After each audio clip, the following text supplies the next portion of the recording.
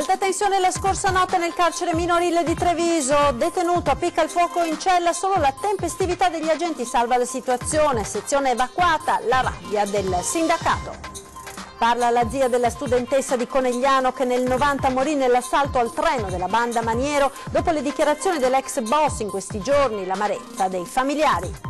Delitto di Cisona, 2 settimane dal sopralluogo della casa della coppia trucidata, stamane gli investigatori del RIS hanno messo al setaccio l'abitazione del presunto assassino, ora in carcere. Ex Popolari Venete, l'appello dei risparmiatori traditi ai vincitori alle elezioni, il nuovo governo deve erogare subito i risarcimenti già finanziati, non c'è più tempo. Anche un giovane trevigiano fra i ragazzi rimasti bloccati questa notte in auto da una tormenta di neve a Romano Dezzelino sono stati salvati dai vigili del fuoco. Nuovi avvistamenti di lupi, questa volta nelle prealpi trevigiane, la zona è tra il San Boldo e Combai, con gli allevatori già in allarme per possibili assalti a gregge e mandrie. L'addio a Ivano Beggio, storico patron dell'Aprilia, alla cerimonia funebre ad Asolo, poi il feretro scortato da un corteo di moto è stato portato a Noale per l'omaggio tra i suoi operai. Continua l'iniziativa di Antena 3 per salvaguardare le mura di Castelfranco. Questa sera vi facciamo vedere quali sono le condizioni di una delle torri di guardia. Buonasera, ben ritrovati con l'edizione trevigiana dei nostri telegiornali. In primo piano la tragedia sfiorata la scorsa notte nel carcere minorile di Treviso. Un detenuto ha appiccato il fuoco in una cella e solo la tempestività degli agenti ha salvato la situazione. Sentiamo. Materassi, lenzuola date alle fiamme, insulti e proteste, tutto per un no alla richiesta di tenere acceso il televisore fuori dall'orario di regolamento. Basta anche questo in un clima ormai al limite per scatenare una situazione rischiosissima. Una tragedia sfiorata, quella della scorsa notte nel carcere minorile di Treviso. Un 16enne straniero detenuto per spaccio e furto dà il via alla tensione poco dopo mezzanotte assieme ai compagni di cella. Quando l'agente di polizia penitenziaria di servizio si sta apprestando a spegnere luci e televisori come da regolamento, il 16enne inizia a inveire e a insultare il poliziotto tra le risate degli altri. Poi, di fronte alla calma dell'uomo, comincia a dar fuoco a carta, lenzuola, coperte, materassi. Il fumo denso invade la sezione tanto che si rende necessario far uscire tutti i detenuti dalle celle e farli dormire in palestra, visto che il reparto detentivo è inagibile. Il fuoco viene spento dopo mezz'ora con grande sollievo di tutti. La conferma della vicenda arriva oggi da Giovanni Vona, segretario nazionale per il Triveneto del Sindacato Autonomo di Polizia Penitenziaria SAPPE. Il tempestivo intervento dei poliziotti, dice, con grande senso di responsabilità, coraggio e professionalità, ha permesso di evitare più gravi e tragiche conseguenze. Ma questa sarebbe solo la punta dell'iceberg, secondo chi lavora all'interno della struttura. È ormai insostenibile, siamo spesso sotto scacco di questi ragazzini, rivela un agente che vuole restare anonimo e che la scorsa notte ha assistito alla rivolta. È solamente grazie a questi eroi silenziosi, continua il sindacato SAPPE, se le carceri reggono alle costanti criticità penitenziarie. Ora bisogna che il Dipartimento della Giustizia Minorile e di Comunità invii immediatamente almeno 20 unità di polizia penitenziaria per fronteggiare la grave carenza di organico del reparto, ma una riflessione seria deve essere fatta sulla precaria sicurezza del carcere minorile di Treviso. Malla del Brenta, parla la zia della studentessa di Conegliano che nel 90 morì nell'assalto al treno a Vigonza da parte della banda Maniero. Dopo le dichiarazioni dell'ex boss in un'intervista esclusiva ai quotidiani del gruppo Gedi in questi giorni, l'amarezza dei familiari. Sentiamo cosa ci ha detto la zia. Ad ogni dichiarazione di Maniero, ogni intervista di Maniero, ogni suo modo di presentarsi che rimane tale e quale, questo è proprio un far morire di nuovo Cristina. A parlare è Michela Pavesi, zia di Cristina, morta nel 1990, colpita dalle schegge del vagone portavalori Venezia-Milano, fatto esplodere dagli uomini di Felice Maniero.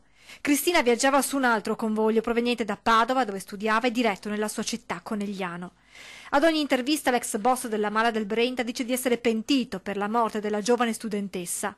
Parole che riaccendono un dolore mai sopito, dolore che un anno dopo portò alla morte il padre di Cristina. Mio fratello che è morto a causa di Maniero, a causa di questo grande dolore. Un dolore che ha dovuto fare i conti con la giustizia. Cristina è una vittima che non ha avuto giustizia. E quindi bisogna lavorare su se stessi. Eppure, nonostante tutta questa sofferenza, Michela Pavesi dimostra ulteriore dignità.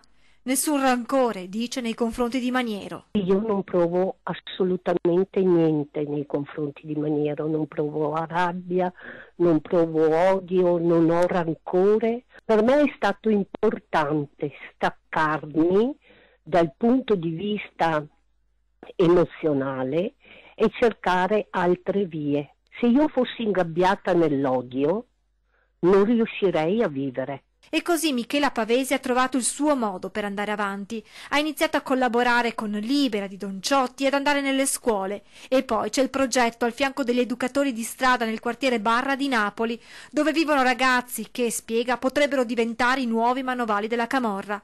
Tutti noi, aggiunge Michela Pavesi, abbiamo bisogno di legalità. Non ci possono più essere persone come Maniero se ognuno di noi facesse qualcosa. L'ultimo pensiero va a Cristina, a come sarebbe oggi. Penso che avrebbe fatto tante cose, era altruista e generosa. Io penso sempre a lei. Ed ora il massacro dei coniugi Nicolasi, questa mattina a Refrontolo, nell'abitazione di Sergio Papa, unico indagato per il delitto, sono arrivati i carabinieri del RIS. Vediamo.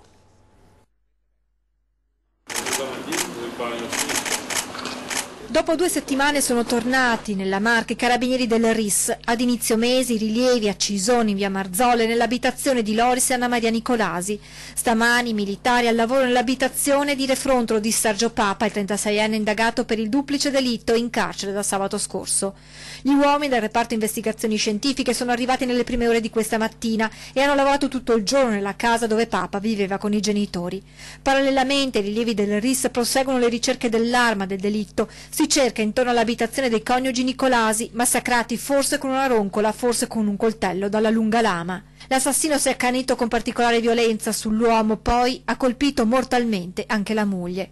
Da quanto emerso sembra che nell'abitazione di Rolle siano spariti oggetti preziosi e denaro, il che farebbe riaprire la pista iniziale che portava all'ipotesi che dietro all'omicidio ci fosse una rapina finita nel sangue.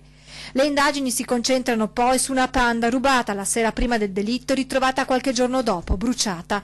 Secondo gli investigatori la vettura potrebbe essere stata usata dall'assassino per allontanarsi da via Marzolle. Intanto Sergio Papa dalla sua cella continua a ribadire la propria innocenza. Al giudice ha ammesso di aver incontrato il giorno prima del massacro Loris e Anna Maria e di aver avuto una discussione con l'uomo, ma niente di più.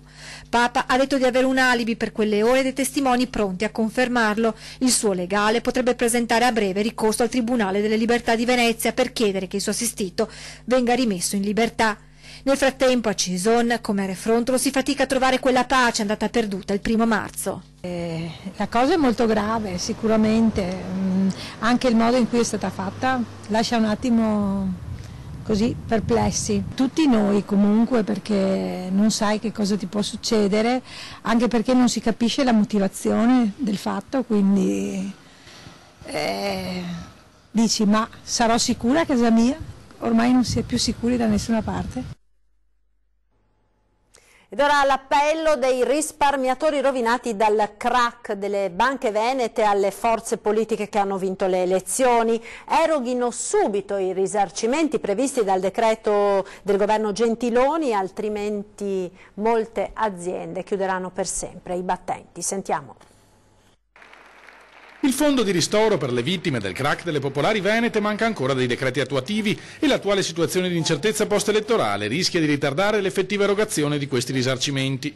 A denunciare il rischio il sottosegretario uscente all'economia Pierpaolo Baretta. In mattinata le associazioni di risparmiatori hanno incontrato la nuova commissione regionale d'inchiesta sulla crisi bancaria e lanciato un messaggio a Lega e 5 Stelle. Si uniscano immediatamente su questo problema, perché il problema di esecuzioni, il problema di risparmiatori che sono arrivati al limite è veramente all'estremo ed è grave, soprattutto anche per il discorso delle aziende, cioè le imprese coinvolte vanno messe a riparo subito perché stanno per chiudere e quando un'azienda chiude non si può più fare niente, è morta. Dai banchi della Commissione rassicura i risparmiatori il leghista Luciano Sandonà. La Lega sicuramente si impegna al fatto che i decreti attuativi siano fatti nel più breve tempo possibile. Alla prossima seduta del Consiglio regionale, annuncia Sandonà, metteremo in votazione un documento per chiedere al nuovo Parlamento di formare ancora una volta la Commissione d'inchiesta sulle banche. Quella scorsa, insediatasi solo a dicembre, in pochi mesi aveva messo a frutto i poteri speciali garantiti a questo ente. Questo ha creato un focus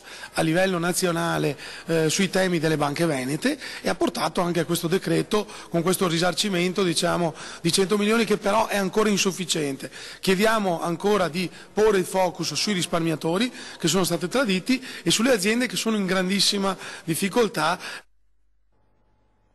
Incidente sul Grappa, oggi intorno alle 13 il soccorso alpino della Pedemontana è stato allertato per un parapendio caduto tra gli alberi, era appena decollato dalla zona dei tappeti sul Monte Grappa. Una squadra ha raggiunto il luogo indicato lungo la strada per Campo Croce a 685 metri di quota, dove un pilota tedesco di 34 anni era rimasto sospeso a 4 metri da terra senza riportare fortunatamente conseguenze. I soccorritori lo hanno quindi calato al suolo dopo essersi arrampicati sul tronco dell'albero sul quale era rimasto intrappolato tra i rami. E restiamo sul Grappa perché è stata una brutta disavventura quella vissuta questa notte da 3 ragazzi, tra i quali un giovane di Refronto. Lo sentiamo. Bloccati in auto da una tormenta di neve sul Grappa, disavventura questa notte per 3 giovani, 2 ragazzi di San Martino di Lupa di Refrontolo e una ragazza di Cittadella che attorno alla mezzanotte sono stati sorpresi da una fitta nevicata lungo la statale Cadorna. I 3 giovani che avevano affrontato la strada con un'auto sportiva ad assetto ribassato sono rimasti incastrati tra la neve che al momento aveva raggiunto accumuli superiori ai 30 centimetri. Sul posto sono intervenuti i vigili del fuoco che hanno raggiunto i giovani portandoli a valle fino a Romano. Nella giornata di oggi hanno invece provveduto al recupero dell'auto lasciata lungo la strada. Le operazioni di soccorso dei vigili del fuoco di Bassano sono terminate attorno alle 2. E grave incidente stradale nel pomeriggio a Biadene di Montebelluna, un 36enne residente a Montebelluna è stato investito da un mezzo pesante lungo la via Postumia. Subito soccorso, il giovane è stato trasportato d'urgenza all'ospedale Cafoncello di Treviso dove è stato ricoverato in gravi condizioni. Oggi l'addio a Ivano Beggio, storico patron dell'Aprilia, la cerimonia funebre ad Asolo, poi il feretro scortato da un corteo di moto è stato portato a Noale per l'omaggio tra i suoi operai. Sentiamo. Duomo di Asolo gremito per l'ultimo saluto ad Ivano Beggio, patron dell'Aprilia e uno dei simboli dell'imprenditoria del nord-est.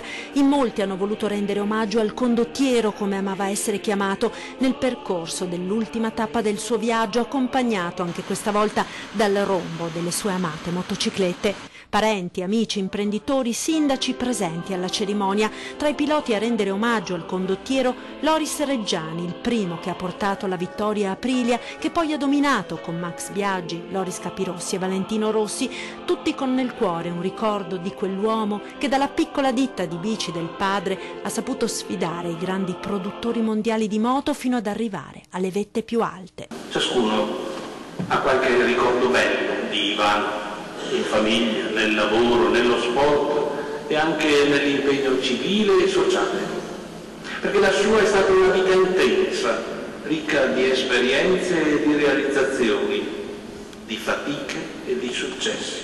Un corteo di motociclisti da tutta Italia, in sella alla Moto 6.5, il modello preferito e più amato da Ivano Beggio, hanno scortato il feretro dall'uscita della chiesa fino a Noale, che in una rocca gremita ha voluto tributare l'ultimo saluto allo storico patron dell'Aprilia.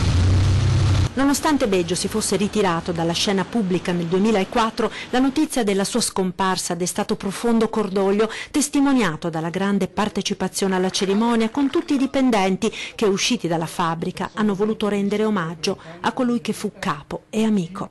È come ricordare appunto che al termine di ogni stagione ci ringraziavi e continuiamo a dirti grazie da parte di tutti noi con il nostro cuore. Grazie. E alla fine, come all'inizio, a salutare per l'ultima volta il condottiero è stato il rombo dei motori.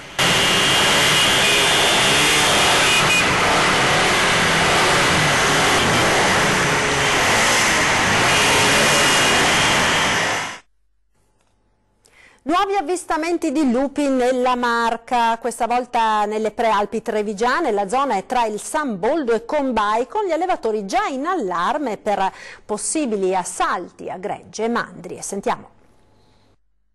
Queste immagini si riferiscono a ieri, appena sopra Tovena, lungo il San Boldo, con un lupo che ha catturato un capriolo. Qualche notte prima altre immagini testimoniano come un branco, probabilmente lo stesso avvistato in zona Nevegal, sia passato per Prade Radego verso Cisone e la vallata dei laghi. Infine questa foto racconta come sia stato sbranato un vitello a Tarzo, anche se qui si ipotizza l'attacco di un branco di cani randagi. Il lupo dunque arriva anche nella Marca, allarmando pastori ed allevatori. 361 i capi uccisi nel 2017 in Veneto da parte di lupi solitari o in branco. Si stima che siano una cinquantina gli esemplari presenti tra Lessinia e Carnia, in gran parte derivati dall'accoppiamento di una femmina arrivata dalla Liguria e di un maschio dai boschi della Slovenia. Una specie protetta dall'Europa e che si sta moltiplicando senza limiti dettati dalla natura, ed è per questo che in tanti oramai chiedono l'intervento dell'uomo come regolatore dei branchi. Una situazione che al momento è in stallo sia in Regione che al Ministero. La proposta di un piano di contenimento voluto da Veneto, Trentino, Toscana e Valle d'Aosta è contrastato da altre regioni come l'Abruzzo. Dal Consiglio regionale Nicola Finco ha lanciato una raccolta firme contro la presenza del lupo da mandare alla Commissione europea, al Governo e al Ministero dell'Ambiente. Intanto monta la protesta degli allevatori, convinti che difficilmente il lupo tornerà a cacciare la fauna selvatica, quando è molto più comodo assaltare pecore o mucche domestiche. Chiediamo un controllo di questi animali che arrivi anche fino all'abbattimento, in quanto non sono più compatibili con un'area ecologica, ambientale, di economia che si è sviluppata negli oltre 100 anni in queste aree. Le attività anche agricole, zootecniche, le malghe, gli alpeggi, i prodotti tipici esistono solo perché vi è una presenza dell'uomo e un lavoro costante che non può di certo essere buttato via per una presenza nuova e non controllata di questi animali selvatici che non hanno più diritto di esserci in questa zona che ormai ha uno sviluppo diverso da quello che è un tempo. Ed ora qualche istante di pubblicità, linea alla regia, tra poco.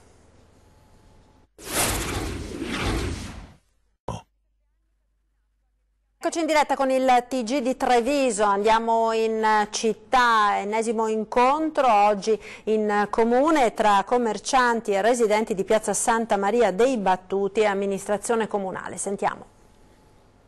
Sicurezza e pedonalizzazione di Piazza Santa Maria dei Battuti, uno dei temi caldi in città che da tempo vede impegnata l'amministrazione Manildo in un contenzioso con commercianti e residenti dell'area. Nuovo incontro in comune per affrontare il problema delle bande di ragazzini che invadono la piazza di giorno e di sera e che a volte disturbano residenti e clienti dei locali. Sul piano della sicurezza, con l'introduzione della telecamera e i controlli della polizia locale, la situazione è migliorata. Abbiamo anche condiviso la necessità di potenziare anche l'intervento degli operatori di strada per agire sul piano della prevenzione. Per una residente l'incontro è un buon inizio. Ancora ci stiamo lavorando perché ancora non è completato. E cosa manca?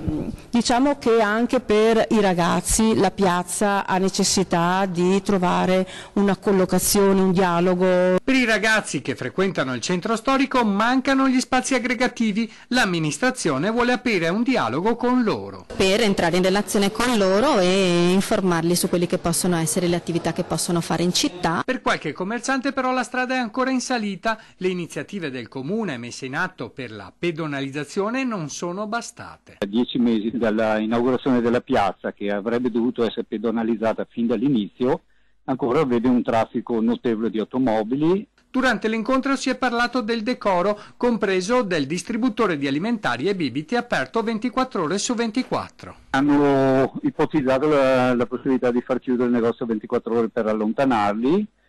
Io ho fatto notare ai comandanti dei vigili urbani che gli hooligans, gli inglesi, non hanno risolto il problema chiudendo gli stadi. Sono rimasto molto deluso. Ed ora l'iniziativa di Antenna 3, salviamo le mura di Castelfranco. Questa sera vi facciamo vedere quali sono le condizioni di una delle antiche torri di guardia. Siamo di fronte alla torre di sud-est del castello di Castelfranco e come vedete dalle immagini che scorreranno la torre ha bisogno di un intervento urgente. È molto fessurato e siamo molto preoccupati anche. Il pericolo è che crolli. La torre sta crollando e queste fessurazioni dettate dal tempo e da anni di indifferenza ne sono la testimonianza più evidente. È uno degli elementi della cinta muraria castellana, ma sicuramente quello che richiede un intervento immediato. Eppure poco più di un secolo fa gli austro-ungarici avevano deciso che dovesse sparire del tutto, iniziando un abbattimento testimoniato da questa breccia. Uno scempio evitato dal senso civico degli amministratori pubblici del tempo. Il comune di Castelfranco si è autotassato e ha pensato di riscattare il castello, ed è di proprietà del castello di Castelfranco Veneto, del comune di Castelfranco Veneto. Quindi proprietà di tutti, insomma. Proprietà di tutti i cittadini. Meglio ancora, patrimonio di tutti i trevigiani che ora come allora sono chiamati a riscattare, questa volta dall'usura del tempo, la cinta di una delle più belle città murate del Veneto. Noi stiamo cercando di salvaguardarla, c'è un progetto di restauro che che può incidere intorno al 1 milione di euro, poco meno forse, 900.000 euro, ma che di fatto è abbastanza impegnativo per quanto riguarda appunto le finanze del comune di Castelfranco Veneto. Ecco perché Antena 3 si è impegnata in questa campagna per salvare le mura con un'opera di sensibilizzazione a tutti i trevigiani che hanno a cuore la loro terra. Abbiamo utilizzato una legge dello Stato aprendo l'Art Bonus, che appunto ci permette di creare una facilitazione a coloro che vogliono naturalmente investire con degli sgravi fiscali abbastanza consistenti.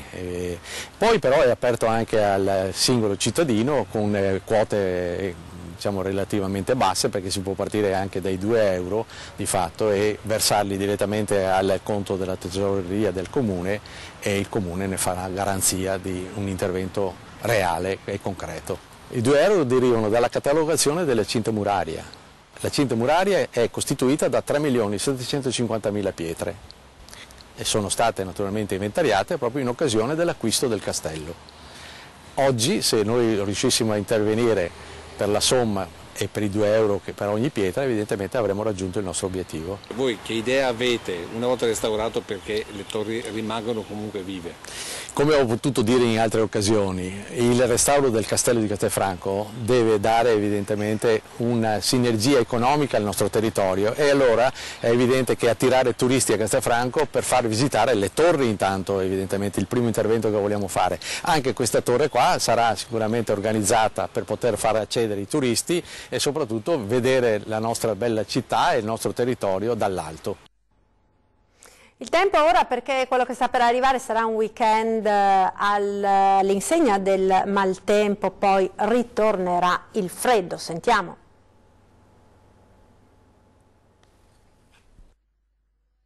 Cercasi accenno di primavera, per ora resta un pio desiderio. La conferma arriva dal weekend alle porte. 2 perturbazioni distinte. La prima ci raggiungerà sabato, porterà una copertura nuvolosa diffusa e piogge abbastanza estese su tutta la regione, anche se non di particolare forte intensità. La neve cadrà in montagna sopra gli 800-1000 metri. Domenica giungerà una nuova perturbazione. Questa sarà un po' più debole per la nostra regione, il cielo sarà comunque coperto su tutte le province e le precipitazioni risulteranno generalmente deboli. Finito qui? Per nulla. Ritorna infatti il freddo intenso. La perturbazione che giungerà domenica farà da calamita all'arrivo di aria più fredda direttamente dalla Russia, il famoso Burian bis, che pian piano dilagherà sulle regioni settentrionali, quindi anche sul Veneto. Il Veneto è una delle regioni più esposte all'ingresso di questi venti, quindi temperature in graduale e costante diminuzione, però il tempo migliorerà, quindi non dovrebbe più piovere, però il cielo sarà sereno, poco nuvoloso, temperature che andranno anche sotto lo zero tra mercoledì e giovedì prossimo. Ed ora vi ricordo 20:10 che torna subito dopo il telegiornale, questa sera con una puntata particolare. In studio con Ferdinando Avarino ci saranno i nostri Ivo Gallo e Lele Marcassa, protagonisti della Zanzega. Appuntamento quindi alle 20:10. Ed è davvero tutto per questa edizione, vi lascio come sempre al meteo per le prossime ore. Arrivederci.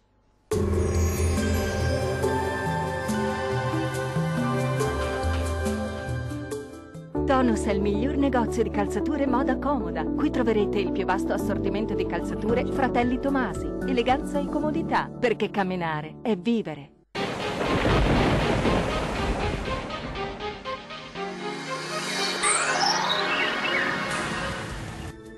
Maltempo su tutto il Triveneto, sarà una giornata all'insegna delle piogge sulle nostre regioni. Vediamo il dettaglio di sabato 17 marzo.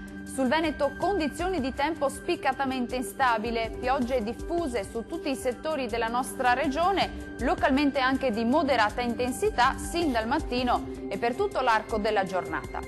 Diamo uno sguardo all'andamento delle temperature, le minime saranno comprese tra 5 e 7 gradi, valori massimi molto miti tra 8 e 12 gradi circa.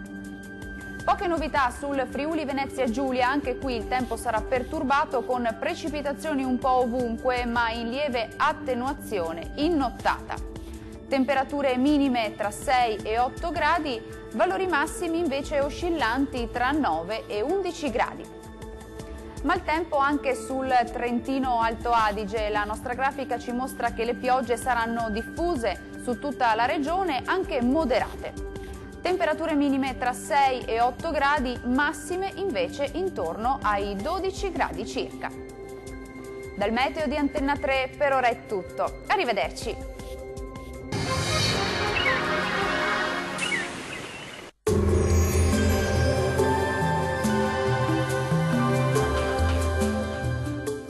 Tonus è il miglior negozio di calzature moda comoda. Qui troverete il più vasto assortimento di calzature Fratelli Tomasi. Eleganza e comodità, perché camminare è vivere.